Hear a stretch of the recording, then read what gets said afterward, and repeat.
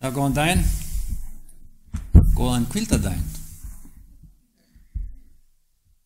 Í gær töluðum við og ræddum saman betra lífið, besta lífið og hvernig við getum lifa okkar besta lífi hér á jörðu. Við töluðum hvað við getum gert, hvað hægt að betrumbæta líf okkar. Í dag ætlum við að snúa okkur að hinu andlega og eilífðalífi. Hvað getum við gert til að tryggja góða og eilífða framtíð? Þetta spurning sem oft fremst í huga fólks í dag þegar það hugsa framtíðina í ljósi atburða allt í kringum okkur. Fréttir stríð, glæpi, umhverfismál, sjúkdóma, heimsfaraldra, einmanaleik og annað stanslaust í fréttum í dag. Eitt sem athyglisvert að þunglindi allan heim hefur nær tvöfaldast á síðustu 30 árum. Vonleysi, kvíði og öryggisleysi algeng í dag. Skoðanakannanir sýna að á sama tíma og þunglindi og vonleysi hefur aukist, hefur trú á lífi á himnum eða lífi eftir dauða fallið svipað hlutfall í öfuga átt.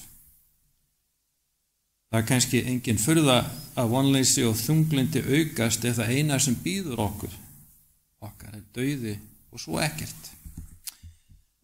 En á meðal þeirra sem að trúa eilíft líf oft spurt hvað á ég að gera, hvernig fer að þessu. Í ljósi þess sem að við gerum í daglegu lífi þá það kannski ekkert nema bara sjálfsagt að við ætlum að spyrja þessar spurningar. Ef við ætlum að hlaupa meira, þá hægt að kaupa bók eða lesa hvernig við ætlum að hlaupa betur og lengur. Ef við ætlum að hjóla, ef við ætlum að hjálpa sjálfum okkar, það eru sjálfhjálpsbækur sem bara, það flóðað þeim í bókabúðum, á Amazon líka. Og að margir tala hvernig getum betrumbætt okkur. Þá ekki hægt að gera það sama þegar við tölum eilíft líf. Lesum í Lúkasi, það í Lúkas 10. Þar Jesús spurður að hvað á að gera, einmitt þessi spurning. Og þetta þrisvar í Guðspjöllunum, þetta í Matteus, Markús og Lúkasi. Hvað á ég að gera? Eða hvað æðsta boðorðið? Hvað þessar bestu reglur sem við eigum að gera til að öðlast eða fylgja til að öðlast eilíft líf? Og þetta í Lúkasa Guðspjalli í 10. kafla það stendur lögvitringur nokkur stíga fram, vildi freista Jesú og mælti meistari, hvað á ég að gera til þess að öðlast eilíft líf?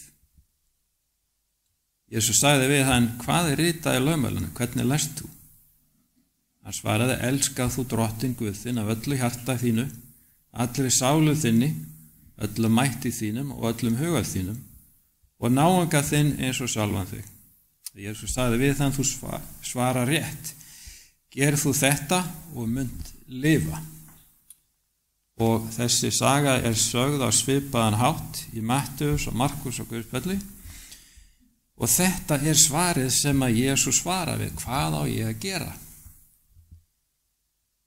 Svo líka lesum við Nikodémus, það í 3. kafla í Matteus.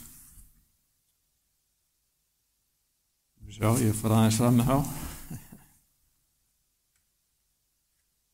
Og 3. kafla í Matteus og í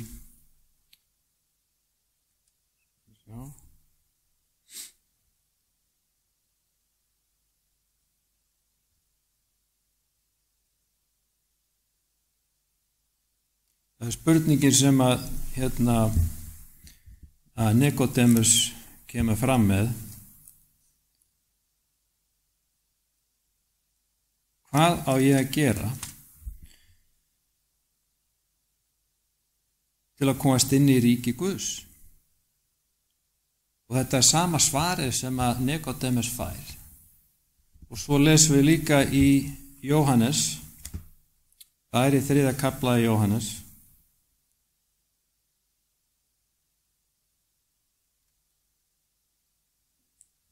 Og það segir, eins og við vitum öll í 3. kafla,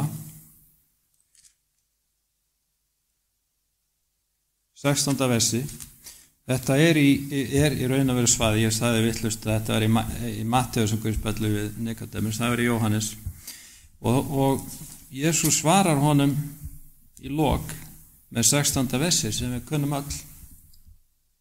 Hver sem Því svo elskaði Guð heiminn að hann gaf enga son sinn til þess að hver sem á hann trúir glætist ekki heldur hafi eilíft líf. Guð sendi ekki soninn í heiminn til að dæma heiminn heldur til þess að frelsa hann. Þetta kunnustu öll við og það er ekki þarna sem við höfum að gera. Það er engin listi af við höfum að æfa okkur á hverjum degi, við höfum að lesa hitt og þetta, gera þetta og gera ekki hitt. Það bara segir hver sem trúir á frelsarann, á eilíft líf. En prestar og lögvitringar á tíma Jesú höfðu skapað kerfi í kringum boðarinn 10 og í kringum þessa trú. Hvað má gera, hvað má ekki gera? Það voru, einhverjir segja að það voru 613 reglur hvað má gera og hvað má ekki gera. Hvernig til dæmis á að ganga á hvíldardeginum, hvað má ganga og hvar. Til dæmis mátti ekki ganga í gegnum akur á hvíldardegi, við lesum það, að vera að skamma Jesú og lærisveina, þeir gengu í gegnum akur og fengu sér eitthvað að borða á leiðinni, það mátti vist ekki. Og í raun og veru er þessi spurning eitthvað sem við eigum alltaf í stríði við. Hvað eigum við að gera? Og það er erfitt fyrir okkur átt okkur á því að við bara eigum ekkert að gera neitt. Þá búið að gera þetta fyrir okkur. Martin Luther var í raun einn af þeim sem eyddi árum saman sem nýr prestur og munkur. Það reyna að réttlæsta fyrir verk og eigin helgun þangað til að hann loksins uppkvæta það sem að Páll segir í Rómverjabók. Rómverjabréfi. Enginn er réttlátur og allir hafa syndgað. Enginn réttlætist með verkum í hlýðni við lögmálið. Lögmálið kennir okkur hvað er synd. Þetta er spegillinn sem sýnir okkur hvað við erum synguð. Við getum reynt og reynt að lifa eftir öllum þessar reglum, lifa eftir lögmálið. En það er aldrei nóg. Öll okkar hafa syndgað, öll okkar hafa brotið þessi lögmál. Og enginn er réttlátur í augum Guðs nema fyrir skaparann og frelsarann.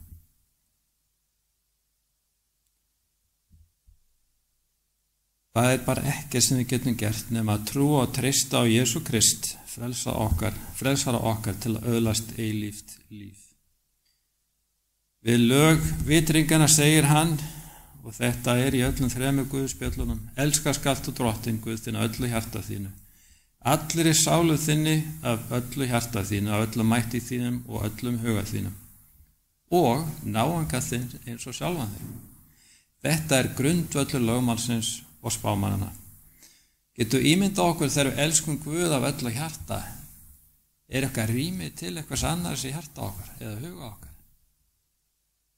Það er bara ekkert eftir. Það er bara það sem þarf að gera. Og þetta er það sem ég hugsa þegar ég hugsa svar í Jesú.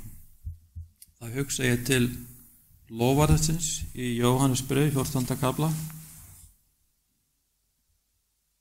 Hjarta yðar skelfist ekki, trúið á Guð og trúið á mig. Í húsi föður míns eru margar vistarverur, væri ekki svo, hefði ég þá sagt yður að ég færi burt að búa yður staði. Þegar ég er farin burt og hef búið yður stað, kem ég aftur og tek yður til mín svo að þér séuð einnig þar sem ég er. Veginn þangað sem ég fer, þekki þér. Ímyndaður grundvöllarinn þessu ríki þar sem að við höfum heima. Eilíft líf. Eru boðarinn 10 og raun og veru eru lofarðin 10. Geturðu ímyndað ykkur að lifa alla eilífð í heimi og í veröld þar sem engin þóknaður er, engin öfundsýki eða girðning, engin skrökvar eða lýgur, engin sjúkdómar, engin morð, engin glæpur, ekkert framhjáhald, og allir elska og tilbíða frelsarann, skaparann, heiðra foreldra sína og fá hvíld frá vinnu og erfiðu. Það er í raun besta lífið, ekki bara hér á jörðu, heldur að eilífu. Og við þurfum ekkert að gera til að öðlast það nema bara trúa og treysta á frelsarann. Þetta er bara mjög skýrt og svona einfalt. Þetta er ekkert flókið. Svona er þetta. Og á þetta getum við treyst og trúað. Besta lífið, ekki bara hér á jörðu, heldur að eilífu.